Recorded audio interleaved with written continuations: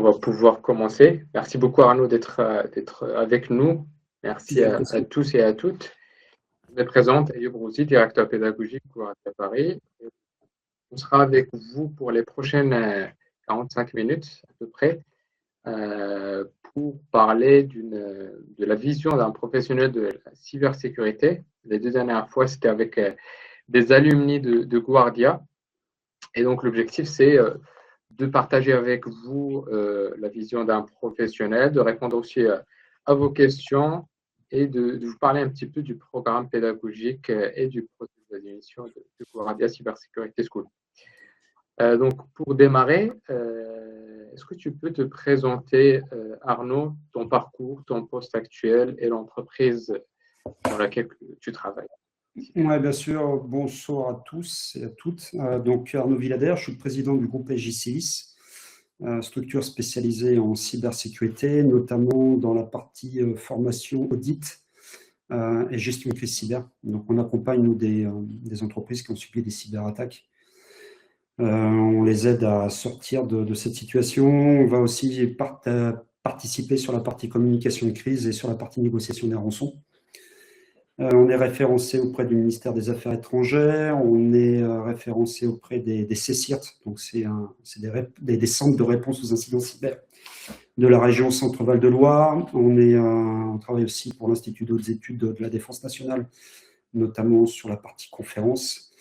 On est référencé sur la plateforme cybermalveillance.gouv.fr et on est également prestataire sur Plan France Relance auprès de l'ANSSI, qui est l'Agence nationale de sécurité des systèmes d'information. Pour ma part, moi j'ai un parcours de 24 ans au ministère de la Défense. J'étais agent à la DGSE et j'ai pris ma retraite il y a maintenant, ça va faire 12 ans. Et donc j'ai créé l'entité SJCIS au national. Et on a une nouvelle structure qui se monte cette année qui s'appelle SJCIS Global et qui va partir sur l'international. Très bien. Merci. Donc, en quelques mots, en quoi consiste ton métier au quotidien?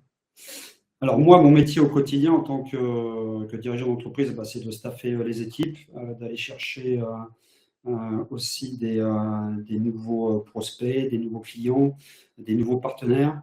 Je suis aussi conférencier. J'anime aussi des cours auprès de la Guardia. Donc dernièrement, et si ça vous intéresse, ce soir, il y a une émission sur France 5 à 21h où on va voir les étudiants de la Guardia gérer un exercice de crise cyber.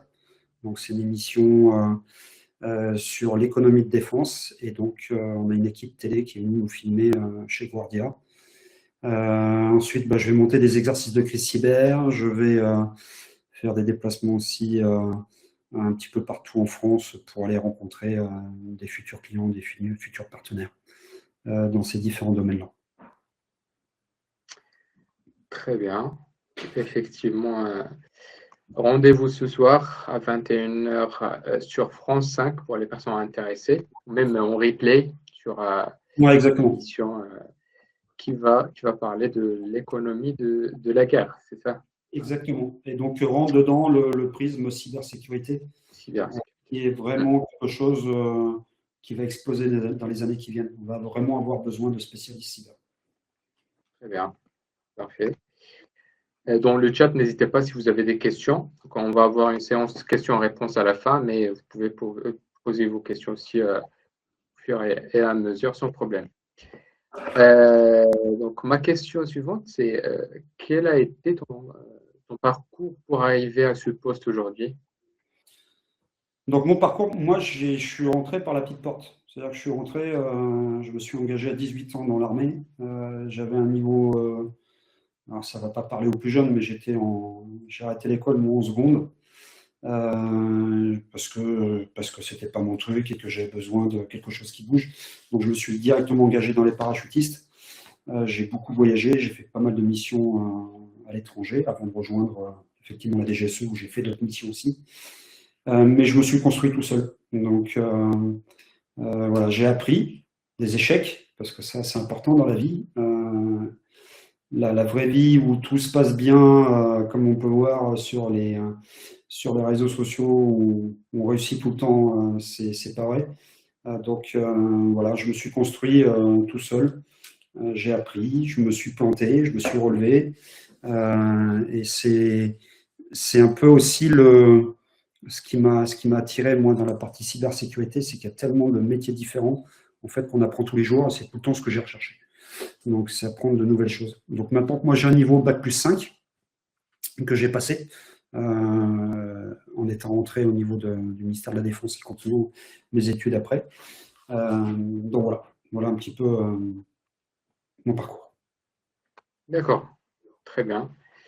Quelles ont été les étapes clés ou les moments décisifs, on va dire, dans ta carrière pour arriver là, à ce poste? Alors, les étapes clés, j'avais deux solutions. C'est soit je continuais dans l'armée jusqu'à une retraite à 65 ans, soit je quittais l'armée à 40 ans et je me lançais dans l'entrepreneuriat. L'entrepreneuriat est une vraie aventure, hein. C'est pas, comme on dit au début, on a plein d'étoiles dans les yeux, on veut faire plein de choses. Une fois qu'on a vraiment mis les mains dans le cambouis, on se rend compte que c'est pas si facile que ça. Mais c'est une belle aventure.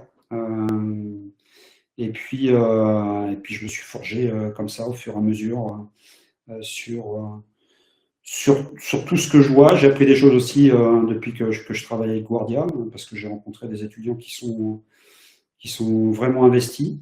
Et pour ceux qui veulent prendre cette branche-là, une chose qui est importante, c'est une passion.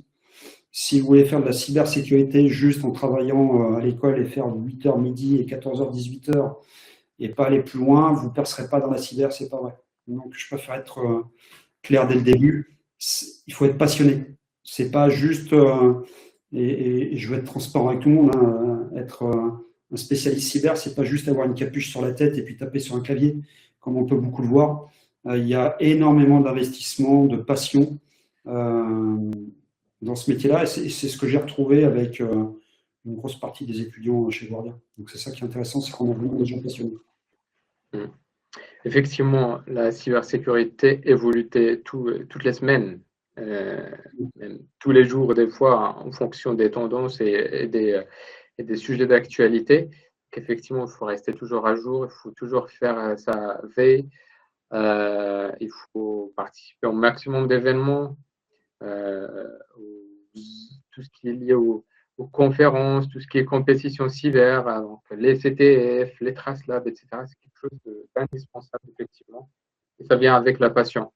C'est vraiment important. Donc, tu es intervenant chez nous sur la partie gestion de crise avec nos premières et deuxième années.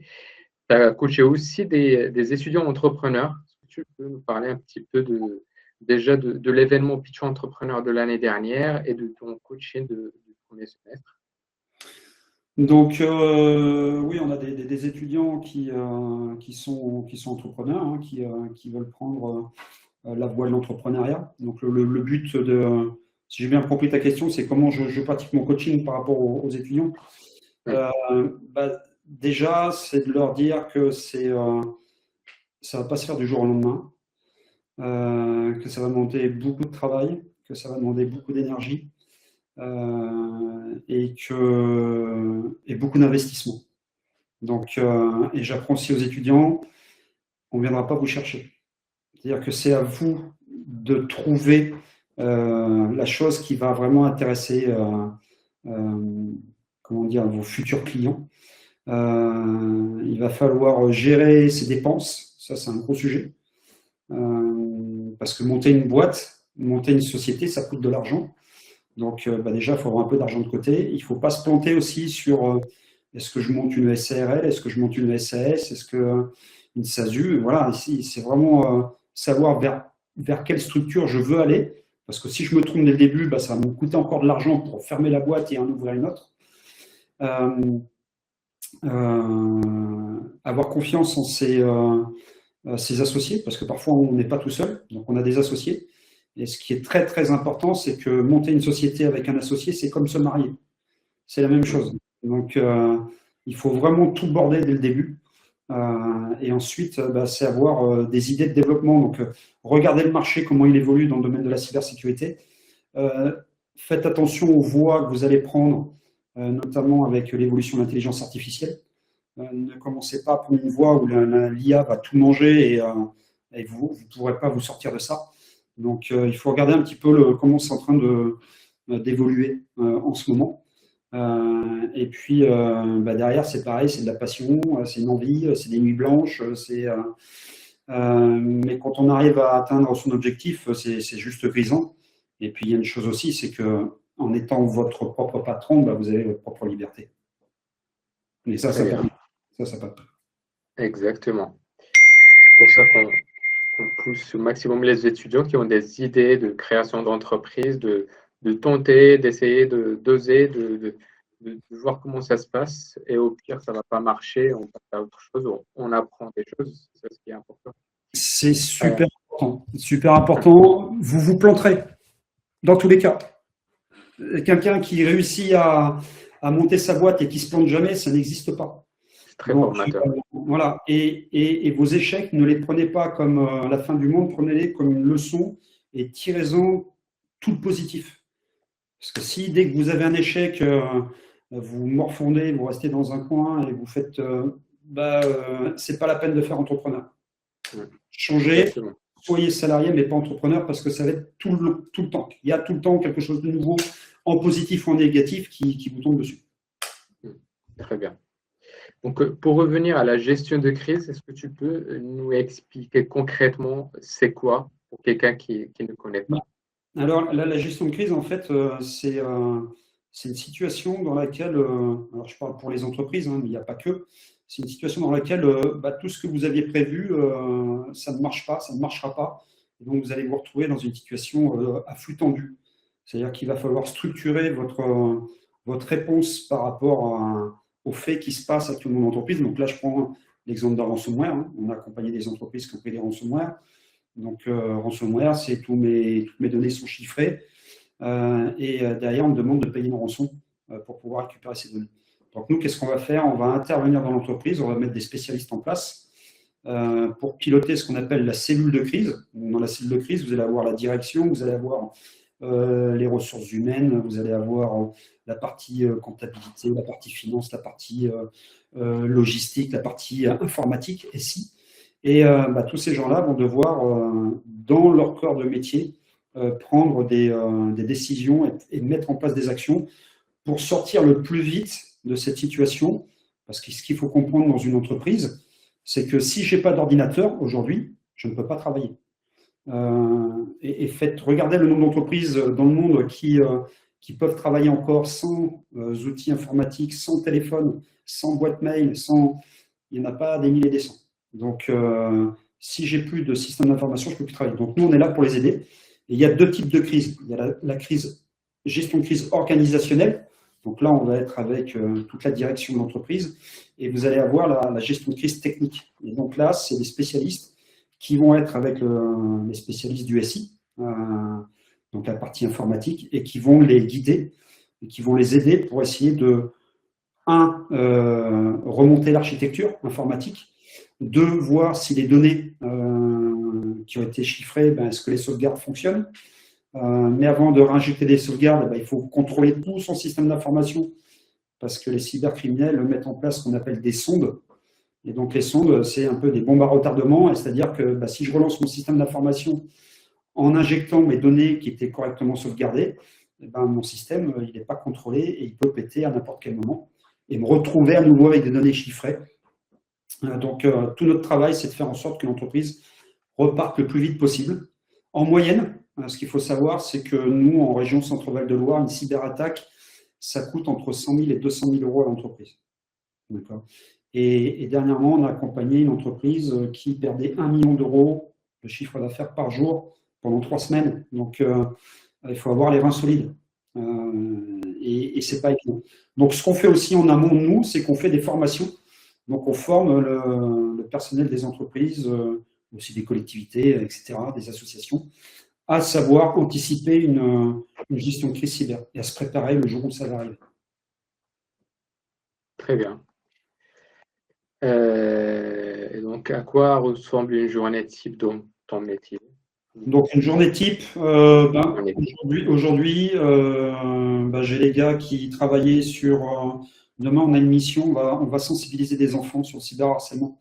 Donc ça, c'est une autre branche aussi qu'on a d'AJ Civis, parce qu'on est persuadé que les enfants d'aujourd'hui seront les citoyens de demain. Donc ça persuadé, tout le monde est persuadé.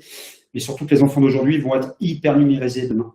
Et donc, si déjà ils ne prennent pas les bonnes pratiques dès le début, ben on va se retrouver avec encore une explosion d'incidents cyber en entreprise. Donc, demain, voilà, une journée type, préparation d'une journée, visite chez un client, présentation de projet, et puis un peu de sport.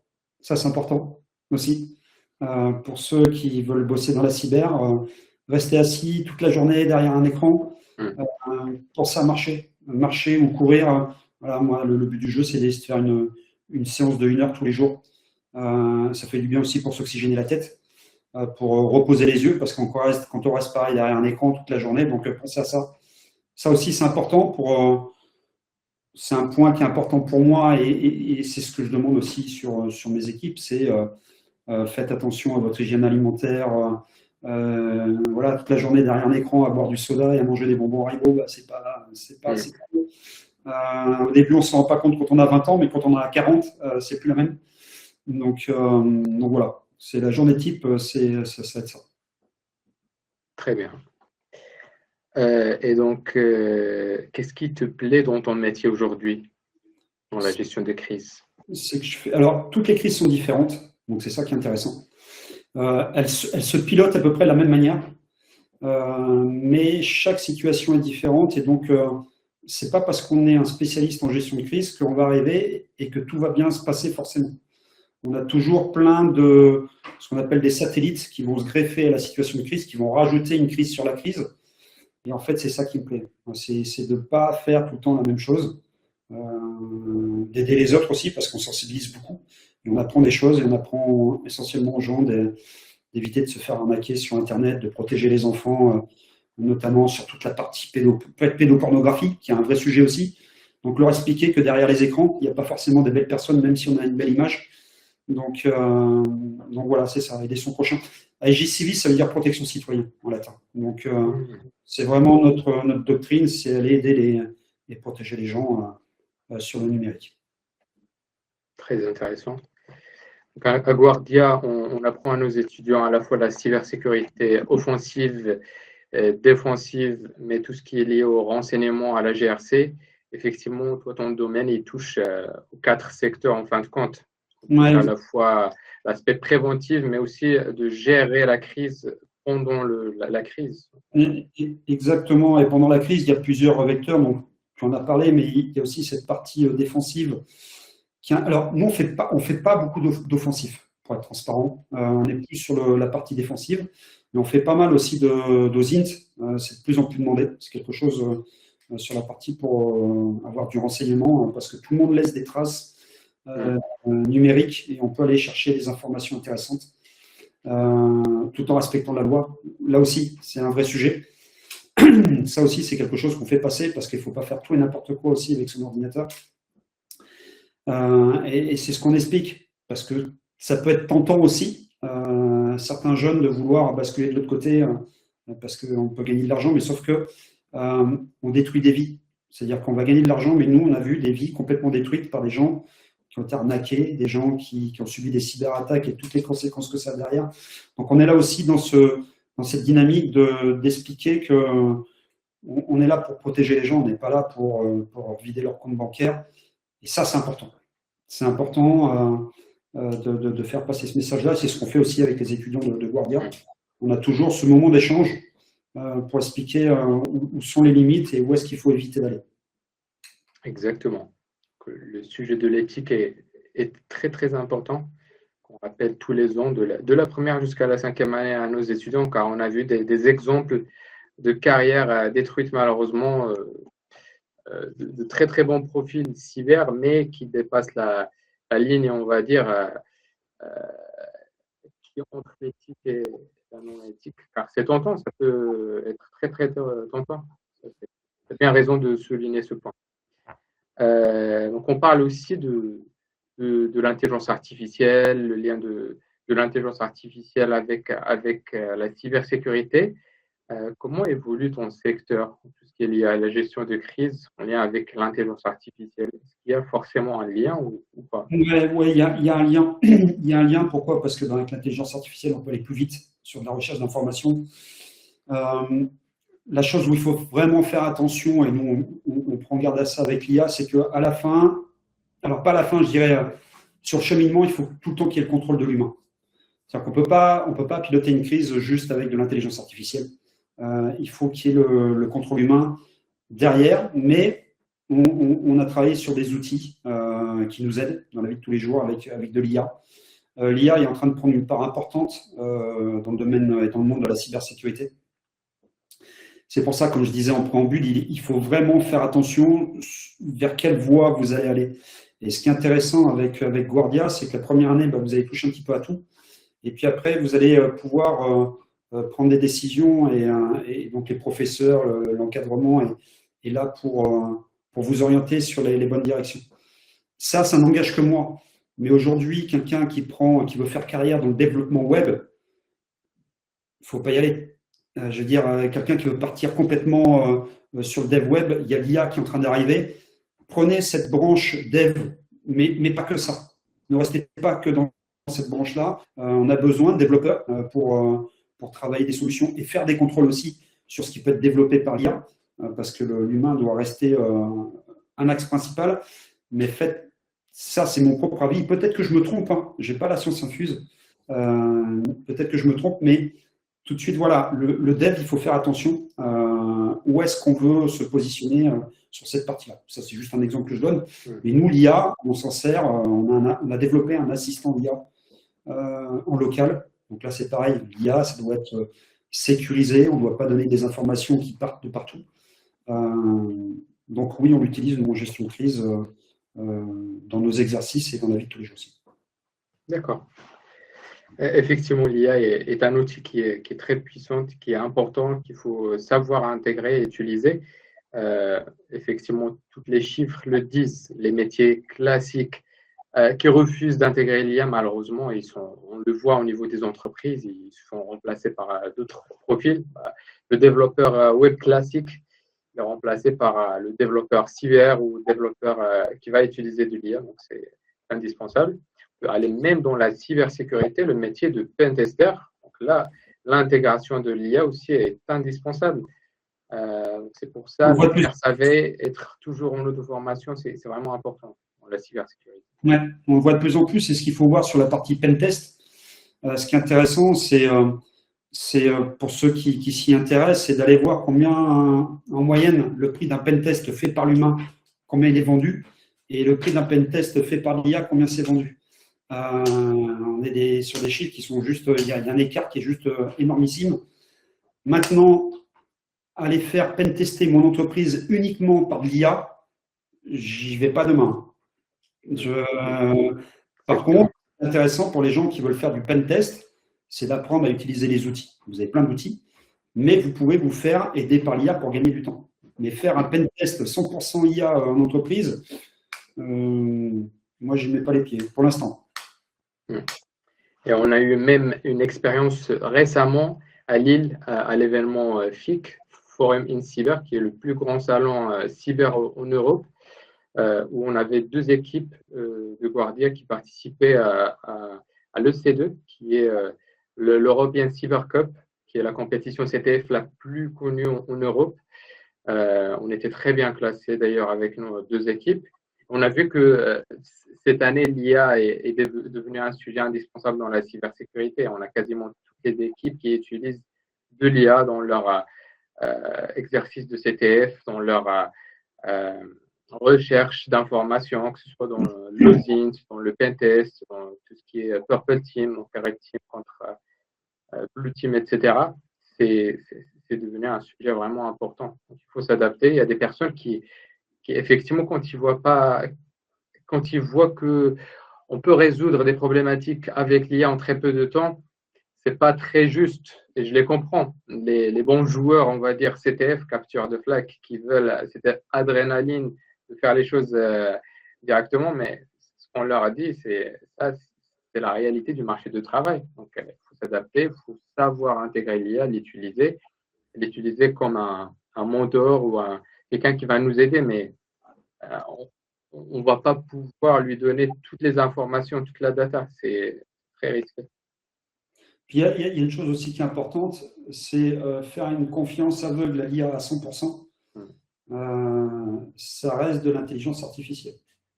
Donc ça reste de l'intelligence artificielle, même si beaucoup de spécialistes disent que dans les 5 prochaines années, ça va exploser et on commence déjà à voir les choses différentes. Mais gardez toujours votre façon de travailler à vous, parce que le jour où j'en sais rien, moi, les serveurs tombent avec votre agent IA qui est sur ce serveur-là et vous ne pouvez pas l'utiliser, ben, vous faites comment?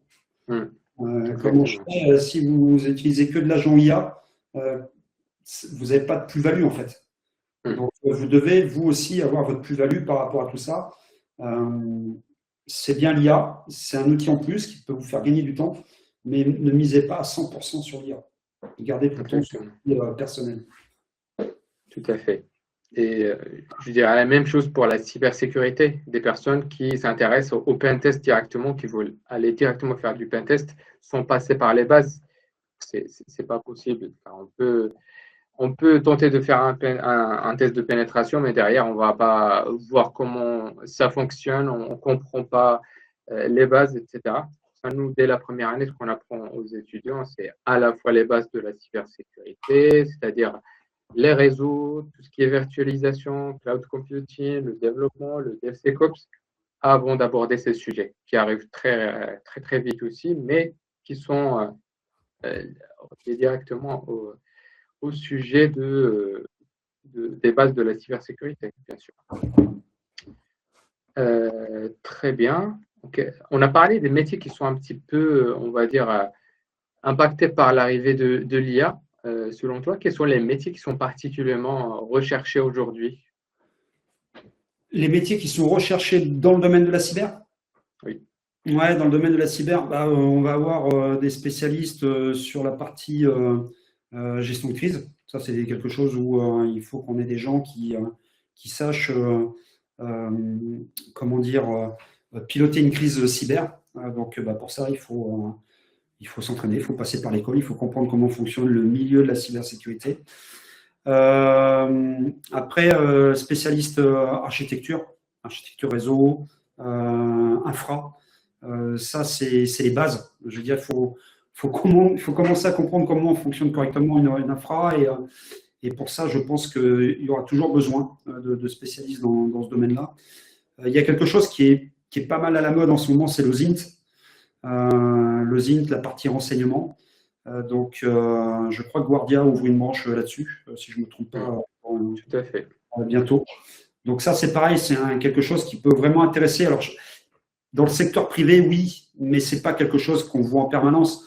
En revanche, dans le domaine de ministère de l'Intérieur, ministère de la Défense, vous allez avoir une palanquée de métiers qui vont s'ouvrir, qui s'ouvrent actuellement.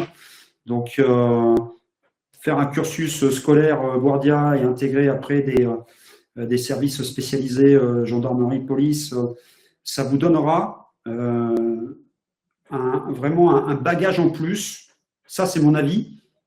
Je n'ai pas la science infuse, comme je l'ai dit, mais c'est parce que je suis passé par le ministère de la Défense. J'ai appris plein de choses.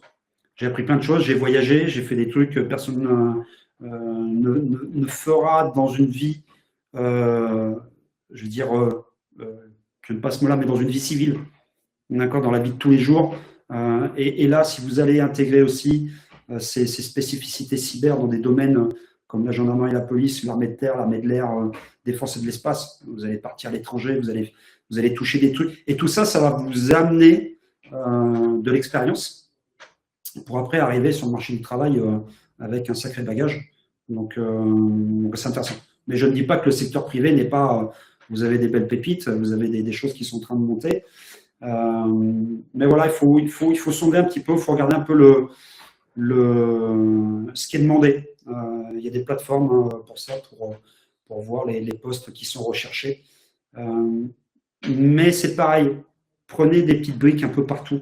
N'arrivez pas juste avec une spécialité, parce que si cette spécialité-là, demain, le secteur se ferme parce que ça a été mangé par l'intelligence artificielle, il y a une seconde corde, une troisième corde à votre arc pour pouvoir faire la bascule. Tout à fait.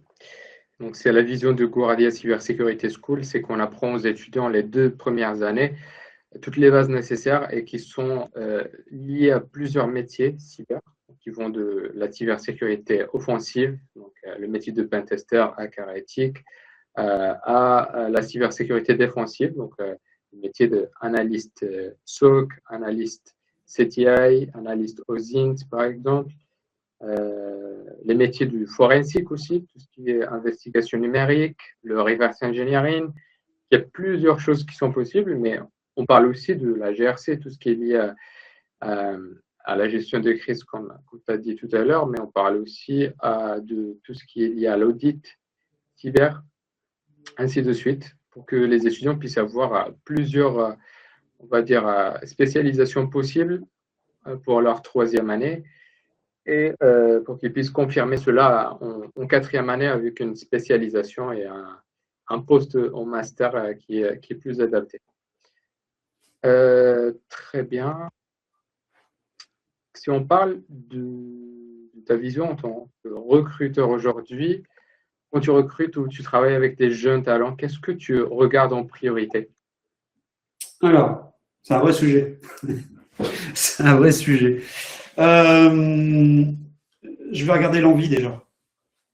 C'est-à-dire que quand on fait des entretiens, la première personne qui vient me voir et qui me dit « moi je fais ça pour de l'argent », je vais pas plus loin. On ne fait pas ce métier-là pour de l'argent. On peut gagner de l'argent, bien évidemment, mais on fait ce métier-là par passion. Parce que si vous faites un métier pour gagner de l'argent et qui ne vous passionne pas, vous n'allez pas gagner beaucoup d'argent. Donc déjà, je regarde la motivation, l'envie, la présentation aussi, c'est super important. C'est-à-dire que nous, on va travailler avec des grands groupes, on va travailler avec des associations, avec le gouvernement, ça nous arrive de travailler avec des collectivités, donc avec des grosses structures. On ne peut pas se permettre d'avoir quelqu'un qui arrive avec un jean baggy, un treillis baggy, une coupe de cheveux, chacun a sa génération, mais ça c'est important. C'est-à-dire que quelqu'un qui vient avec un chewing-gum dans la bouche, avec une coupe de cheveux qui est à la mode peut-être pour lui, mais qui ne va pas être en adéquation avec nos clients, c'est important. Et ça, il faut le prendre en compte. C'est-à-dire qu'il y a des startups où effectivement on peut arriver. Je ne suis pas en train de faire de la ségrégation avec les coupes de cheveux, etc. Mais nous, c'est les critères. Il y a quand même quelque chose qui est important. Pas d'orientation politique. Ça, on n'en a pas chez nous. Il n'y a pas de question de religion, il n'y a pas de question de couleur de peau, tout le monde est les bienvenus. Le but étant, c'est ça que je cherche. C'est-à-dire que je vais aller chercher des compétences et on a des gens aussi bien qui peuvent venir d'Afrique, qui peuvent venir d'Arabie, qui peuvent venir du Maroc, qui peuvent venir de France, qui peuvent venir d'Allemagne, etc. Je suis attaché à ces valeurs universelles où chacun peut amener une brique, quelle que soit son origine, quelle que soit sa couleur de peau, quelle que soit son orientation sexuelle. Voilà, ça, c'est des valeurs qui sont importantes. Par contre, quelqu'un qui va venir en stage chez nous et qui va passer la moitié de sa journée sur son smartphone à scroller sur les écrans, et on ne le garde pas.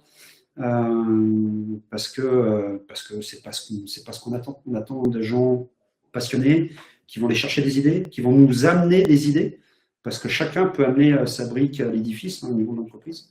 On est beaucoup attaché à ça. Comme je le dis depuis tout à l'heure, je n'ai pas la science infuse. Personne n'a la science infuse. La personne qui vous dit qu'elle a la science infuse, fuyez. On est là vraiment pour que chacun puisse apporter sa pierre à l'édifice. Donc nous, c'est ce qu'on attend. Et on a découvert ça avec certains étudiants de Guardia qu'on a pris en stage. On a mis aussi des étudiants de Guardia en alternance chez les partenaires. Donc à partir du moment où on décèle des bons profils, moi, ça ne me dérange pas de les mettre en avant.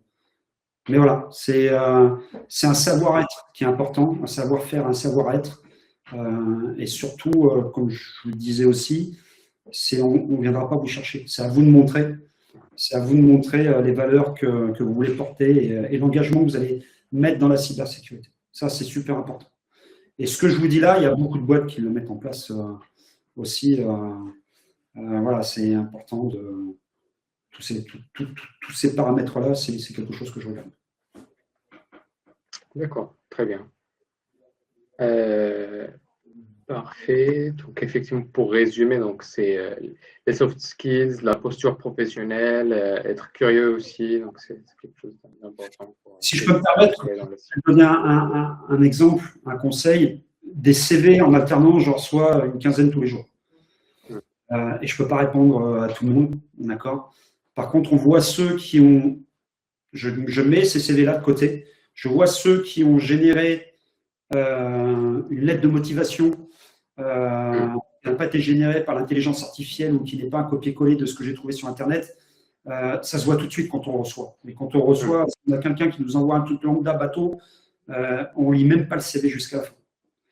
Donc, intéressez-vous. La dernière personne que j'ai recrutée, elle m'a parlé de ma société comme on n'en a jamais parlé. Donc, j'ai vu que déjà, il y avait une recherche qui était faite derrière. Et ça, c'est super important. Si vous faites un CV lambda, vous allez rentrer dans un milieu lambda où vous avez 10 000 personnes qui vont faire le même CV qui est froid, qui ne vous reflète pas vous, en fait.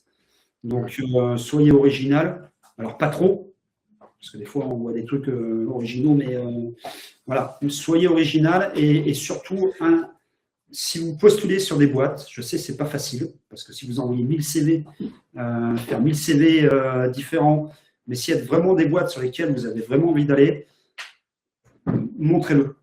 Ne faites pas un truc lambda. Très bien. Parfait, merci. On a une question dans le chat. Je suis en première générale au lycée et je suis justement intéressé par le pentest. Effectivement, Adrien, le métier de pentester, il est toujours demandé, aussi toujours de la demande, que, comme on l'a dit tout à l'heure, le pentest évolue avec l'IA. Donc, il faut savoir utiliser les outils. Donc, déjà, on apprend les bases du pentest, il faut le maîtriser, il faut travailler sur des exercices, faire le maximum de CTF, les captures de flags sur des sites comme RootMe, ActTheBox, TryHackMe ou autres. Et par la suite, il faut savoir utiliser l'intelligence artificielle dans des exemples de pentest. Et effectivement, c'est un domaine qui est en constante évolution.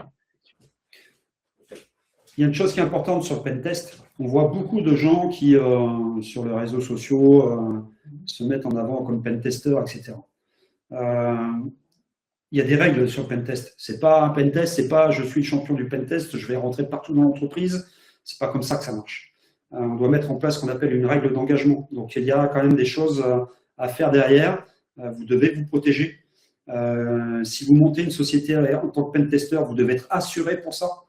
Donc il faut faire attention parce qu'on voit beaucoup de choses, on voit beaucoup de gens qui se mettent comme pentesters, mais ils ne respectent pas les règles, ils peuvent mettre en danger l'entreprise et se mettre en danger eux-mêmes. Parce que derrière, si vous plantez, si vous allez rentrer dans un endroit où vous n'y attendez pas et on ne vous a pas donné l'autorisation d'y aller, si l'entreprise porte plainte contre vous, c'est fini. Vous ne pourrez pas vous relever, surtout si vous n'avez pas beaucoup d'argent de côté, si vous avez très peu de trésorerie et que vous n'avez pas les moyens de vous payer un avocat, etc. Donc, attention à ça aussi. Ne faites pas tout et n'importe quoi. Il y a des règles à respecter. Ça s'apprend. L'école est là pour ça, pour vous apprendre les choses. Mais n'allez pas vous amuser à vendre du pentest tout simplement sans respecter certaines règles qui sont primordiales.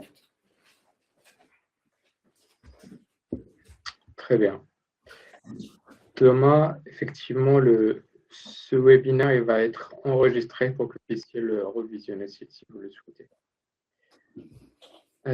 Parfait. Est-ce qu'il y a d'autres points qu'on n'a pas abordés, Arnaud? Tu veux préciser pour conclure? Non, je pense qu'on a fait le tour. Je reviens vraiment sur le fait qu'il faut être passionné. Il ne faut pas faire ce métier-là parce que, j'enfonce le clou, hein, mais parce que j'ai vu des films avec des gars capuches et puis que ça a l'air sympa, que c'est fun, etc. Parce que vous allez faire les 2 premières années et vous n'allez pas pouvoir aller au-delà. c'est quelque chose où il faut mettre du temps, de l'investissement, mais derrière, vous pouvez faire de belles carrières, vraiment, vraiment de très belles carrières. Mais pour moi, c'est un métier de passion, vraiment. Eh bien, très bien. Est-ce que vous avez d'autres questions? Si ce n'est pas le cas, donc on organise aussi tous les mercredis des portes ouvertes online. Vous pouvez faire sur Internet directement. Une journée porte ouverte aussi par mois. Donc, n'hésitez pas, si vous avez des questions, vous pouvez venir poser vos questions ou nous contacter directement par mail via les mails qui sont sur notre site guardia.school. Ben, merci beaucoup Arnaud. Merci à tous. Bonne Je vous soirée. souhaite une bonne soirée. À bientôt. À bientôt.